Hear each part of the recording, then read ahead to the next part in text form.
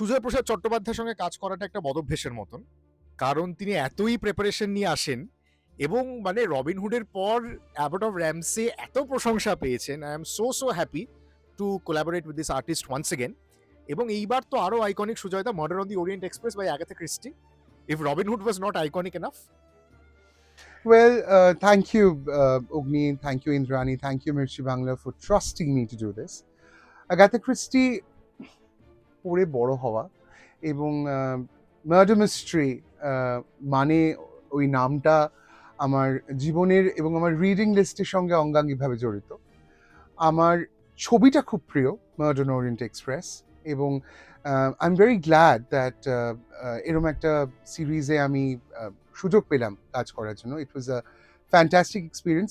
যেটা আমার কাছে খুব ইন্টারেস্টিং, যে দুটো চরিত্র আমি অভিনয় করেছি, বোথ আর ইন্ডিভিজুয়ালি মানে তাদের নিজস্ব একটা শার্পনেস আছে, একটা সরলতাও আছে।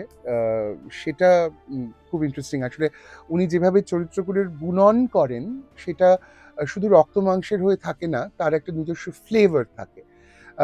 আগাথা ক্রিস্টির যে কোনো লেখায় একটা ডিস্টিংক্ট ফ্লেভার আছে, সেটা বলাই বাহুল্য। সেই ফ্লেভারগুলো কিন্তু একটু পাল্টেও যায়, এবং এই murder on the Orient express কিন্তু বাকি লেখাগুলোর সিগনেচার থেকে একটু আলাদা, সেটা আমার মনে হয়। And I'm glad that I did this.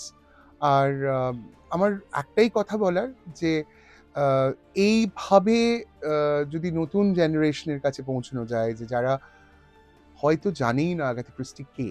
So I think it would be a noble thing to do that এরম একটা জিনিস করা হচ্ছে। আর শীতের কলকাতায় একটু ওয়েস্টার্ন থ্রিলার নিয়ে কাজ করা, I'm loving it actually. I think this is fantastic, and I must congratulate Mirchi Bangla for creating such fascinating radio productions. এই যে মানে ধারাবাহিকভাবে ওরা একদম মানে এই যে রেডিও প্রোডাকশনসগুলো ওরা করছে, তার জন্য ওদের সাধুবাদ প্রাপ্য বটেই।